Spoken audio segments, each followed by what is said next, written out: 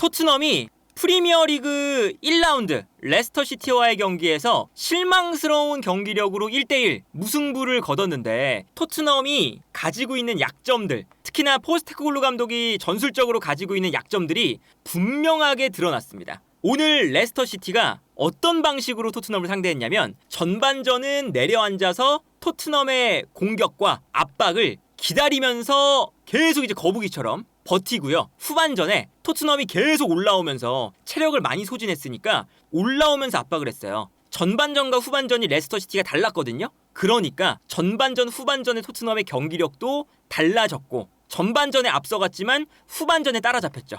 이게 포스테코글루 감독의 전술에 치명적인 약점 중에 하나로 지적이 되고 있어요. 너무 극단적으로 경기를 한다. 이게 오늘 경기도 드러났습니다. 데이터적으로도 이게 확인이 가능한데, 이 데이터가 뭐냐면요, 왼쪽이 레스터고 오른쪽이 토트넘입니다. 전반전의 기록이 이제 레스터가 27.3% 볼 점유율, 토트넘이 72.7%, 차이가 많이 나죠. 근데 여기서 이제 지켜볼 만한 포인트가 요겁니다. 그러니까 수비 지역에서 볼을 뺏긴 횟수거든요. 그런데 수비 지역에서 볼을 뺏긴 횟수가 아무래도 레스터시티가 전반전에는 수비만 하다 보니까 레스터시티가 20번, 토트넘이 6번이에요. 그러니까 토트넘의 수비 지역에서는 거의 볼을 안 뺏겼죠. 그런데 후반전을 보면요, 토트넘이 13번, 배가 늘었습니다. 13번이나 뺏겼어요, 수비 지역에서. 이거는 이제 후반전에 레스터시티가 이제 마음 먹고 체력을 비축했다가 압박을 하니까 토트넘이 후방에서 볼을 돌리다가 뺏긴 거라는 뜻이죠. 그리고 여기에 대해서 이제 어떤 게 있냐, 경합 상황에서의 승률인데, 전반전에는 토트넘이 압박을 하니까 58.7%, 그러니까 10번 붙으면 토트넘이 한 6번 정도는 가져왔다는 거예요. 그런데 후반전에 보면요, 45.6%로 내려갑니다. 전반전에는 58.7%, 후반전에는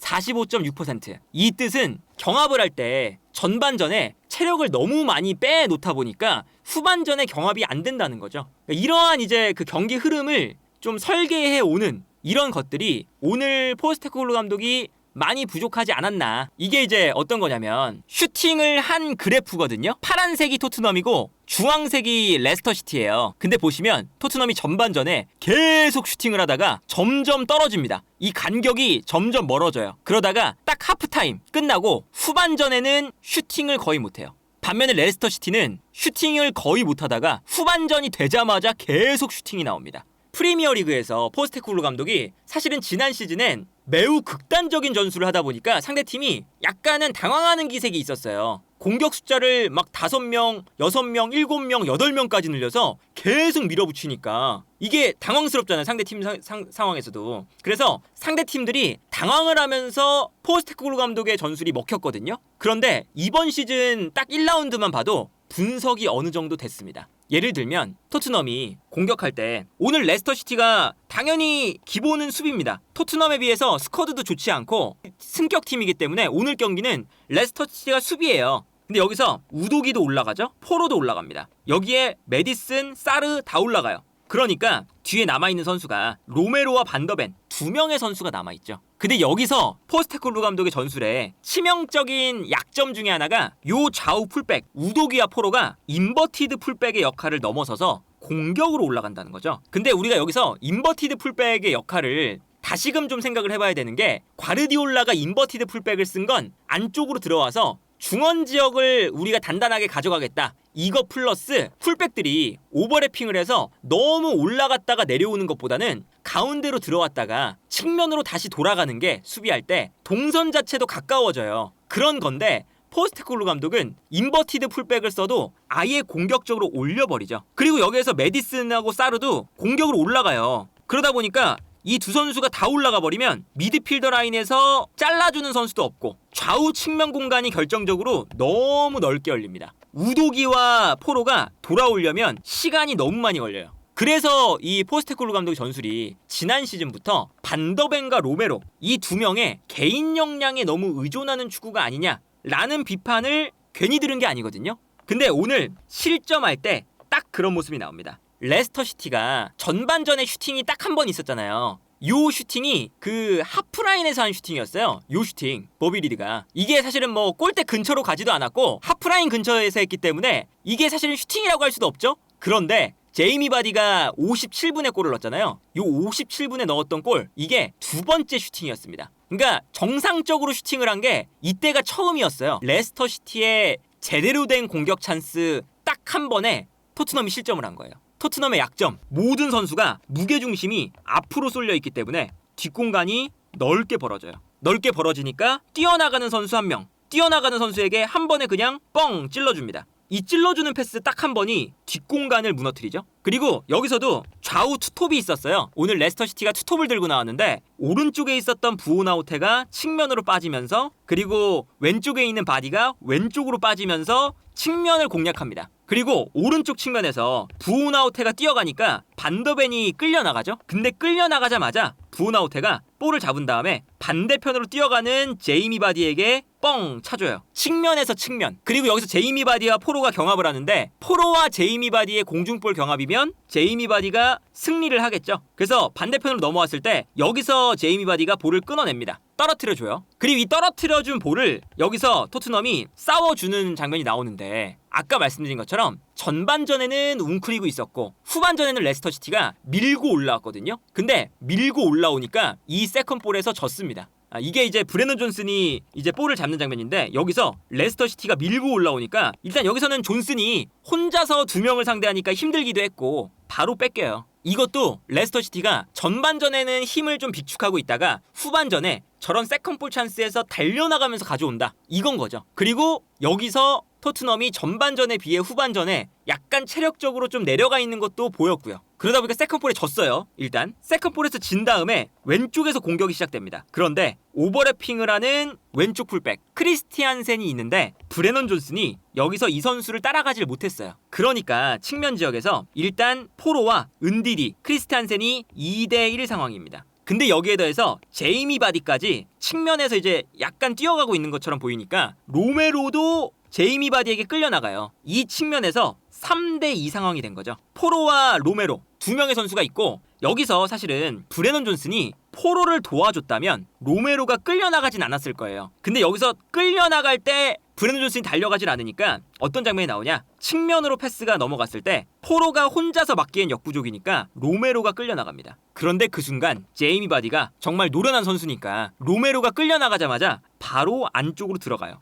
그리고 여기서 이제 크로스가 올라오는데 이 크로스가 반대편으로 넘어왔다가 다시 반대편으로 넘어가요. 크로스가 좀 길었거든요. 그런데 이렇게 길게 넘어가니까 로메로가 나왔다가 다시 안쪽으로 들어가야 되잖아요. 포로도 나왔다가 다시 들어가야 되고, 그런데 여기서 문제가 생깁니다. 반대편으로 볼이 넘어갔어요. 그런데 로메로가 안쪽으로 빨리 들어가는 것에 비해 포로가 빨리 복귀를 못했어요. 그리고 브레넌 존슨도 여전히 수비 가담을 좀 안 하고 있는 상태가 나오죠. 그러다 보니까 요 사이 공간이 완전히 빕니다. 그러니까 제이미 바디가 여기서 기다리고 있다가 편안하게 올라오는 크로스를 받아서 득점. 이 장면을 보면 토트넘이 얼마나 수비적으로 이제 정립이 안 되어 있는지를 볼 수가 있는 거죠. 조직적으로 이런 형태 자체가 일단 기본적으로 너무 많은 선수가 올라와 있으니까 뒷공간, 그리고 포로나 우도기가 가운데로 들어가서 심지어 공격적으로 올라가니까 좌우 측면 공간. 그래서 레스터시티가 처음에는 오른쪽, 수비가 끌려나가니까 왼쪽, 그리고 또 수비가 끌려나가니까 다시 오른쪽, 또 수비가 끌려나가니까 다시 가운데. 여기서 득점이 나온 거잖아요. 그러니까 이게 기본적으로는 토트넘이 너무 측면 공간을 많이 내주기 때문에 상대팀 입장에서는 경기장을 넓게 쓰기만 하면 토트넘의 수비가 좌우로 흔들리면서 공간이 저렇게 나는 거예요. 사실 크로스가 올라올 때 이렇게 공간이, 사이 공간이 넓게 나는 게 챔피언스 리그권을 노리는 팀이라고는 보기가 좀 힘들잖아요. 이것도 이제 토트넘의 약점인 거죠. 레스터가 오른쪽, 왼쪽, 다시 오른쪽, 다시 가운데 이렇게 계속 측면을 흔드니까 이 공간이 수비 라인의 조직력이 순간적으로 벌어지면서 너무나 쉽게 슈팅을 할 수가 있다. 이런 문제가 토트넘한테 나타났었다. 그리고 이제 후반전에 보면 토트넘이 계속 이제 문제가 나오는 게 뭐냐면, 결국에는 압박을 당할 때 이 압박을 당하는 순간 약간 당황하는 기색이 있어요. 그러니까 전반전에는 토트넘이 점유율도 높고 계속 밀어붙였거든요. 근데 후반전에 약간 체력이 떨어지니까 레스터가 막 올라오잖아요. 근데 보시면 레스터가 밀고 올라오니까 토트넘이 여전히 뭔가 만들어내거나 공간 창출이 안 돼요. 그래서 로메로가 이제 베리발에게 패스를 넘겨주는데 이게 후반전 막판이거든요. 베리발이 볼을 잡았을 때 줄 수 있는 공간이 다 막혀 있습니다. 모두 다 압박을 당하고 있죠. 그러다 보니까 베리발이 여기서 그냥 걷어냈어야 되는데 줄 공간이 없으니까 막 끌어요. 볼을 끌다 보니까 순간적으로 압박을 당하면서 둘러싸이면서 여기서 볼을 뺏기는 장면을 볼 수가 있었죠. 그래서 여기서 볼을 뺏기면서 결정적인 실점 위기였고, 이 장면이 끝난 다음에 비카리오가 베리발에게 계속 소리를 쳤는데, 이것도 베리발도 끈 게 문제였지만 베리발이 볼을 잡았을 때 주변에서 도와주는 선수가 없었다는 것도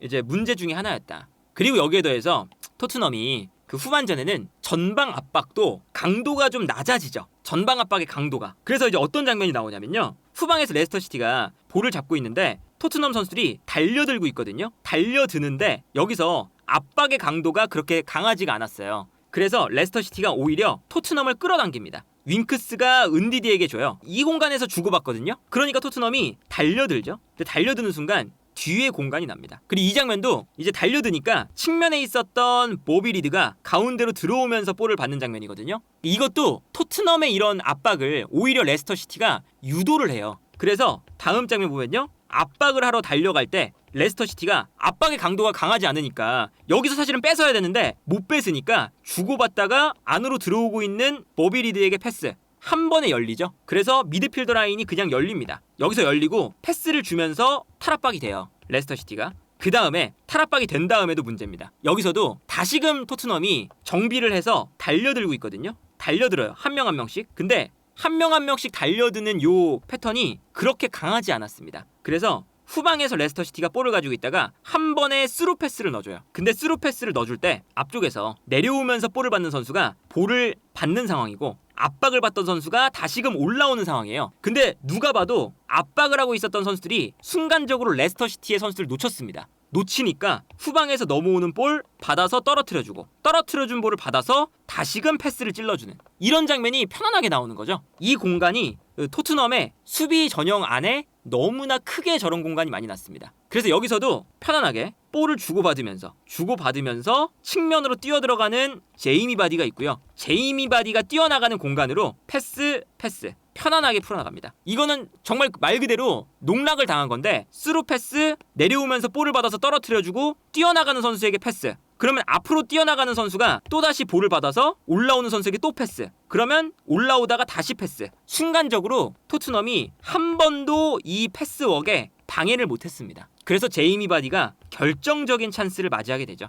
여기서 이제 토트넘이 실점을 하지 않은 건 정말 또 말 그대로 비카리오의 개인 능력, 이걸로 안 먹힌 거지. 저 장면은 후반전에 토트넘이 체력은 떨어졌는데 전방 압박의 강도는 90분 내내 똑같이 하려고 그러고, 그러다 보니까 처음에는 잘 되던 압박이 점점 압박이 안 되면서 편하게 풀어나와서 순간 허물어지는 이런 장면을 볼 수가 있었다. 이게 이제 토트넘의 가장 큰 약점이 아닐까 싶고요. 그러다 보니까 이 포스테코글루 감독의 전술 자체가 비판을 받는 이유는 결국은 그겁니다. 너무 도박을 하는 것 같은 축구를 한다. 너무 공격적으로 극단적이에요. 너무 많은 선수가 앞쪽으로 올라가 있고, 그리고 올라가 있을 때 너무 과감하게 달려들고, 근데 그게 통하면은 당연히 공격적으로 좋은 거지만 안 통했을 때 리스크가 너무 큽니다. 그리고 90분을 똑같은 템포로 압박을 하기가 어떤 팀이든 힘들잖아요. 그러니까 맨시티, 아스날, 리버풀 이런 팀들도 처음부터 끝까지 압박을 똑같이 하진 않거든요.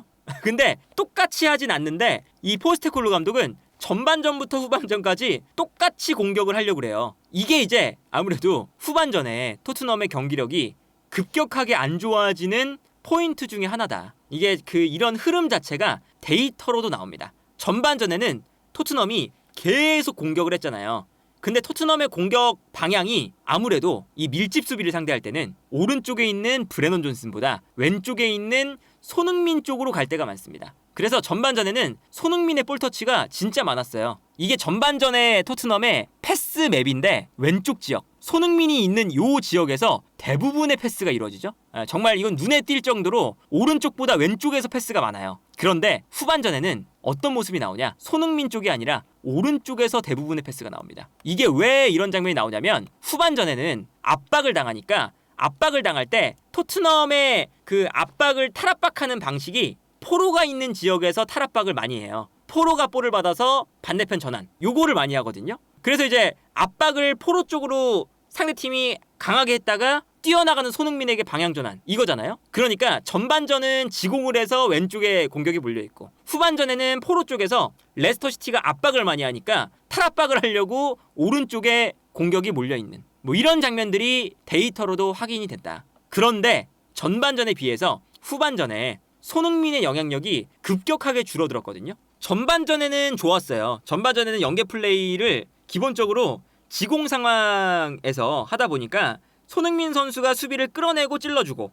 이런 장면이 많이 나왔습니다. 사실 이제 이 장면 보시면 오늘 메디슨과 손흥민이 좋았어요. 그래서 메디슨이 이번에는 수비를 끌고 나올 때 손흥민이 안쪽으로 들어가 있고 이때 메디슨이 뛰어들어가는 손흥민에게 스루 패스, 그리고 이 공간에서 손흥민이 볼을 받아서 아주 결정적인 컷백을 시도하는 이런 장면도 있었고, 이 장면은 이제 손흥민 쪽으로 패스가 넘어옵니다. 그러면 손흥민 선수가 넓은 공간에서 볼을 받아서 여기서 이제 공격을 전개하는데 올라가다가 메디슨이 이번에는 뒤로 돌아뛰니까 손흥민이 수비를 끌어놓고 뛰어들어가는 메디슨에게 스루 패스, 이게 들어가면서 메디슨에게 결정적인 컷백 찬스가 오고 여기서 컷백, 뭐 이런 식으로 아까 보여드린 것처럼 왼쪽 라인에서의 그 볼 전개가 많으니까 손흥민의 영향력이 전반전에는 매우 높았습니다. 근데 후반전에는 아예 토트넘 자체가 전개가 안 되니까 손흥민의 영향력도 줄어들고 아예 손흥민 선수가 후반전에는 볼 터치도 많지 않았죠. 그러다 보니까 사실은 그 후반전에 손흥민 선수의 볼 터치를 보여드리면 손흥민 선수가 이게 볼 터치를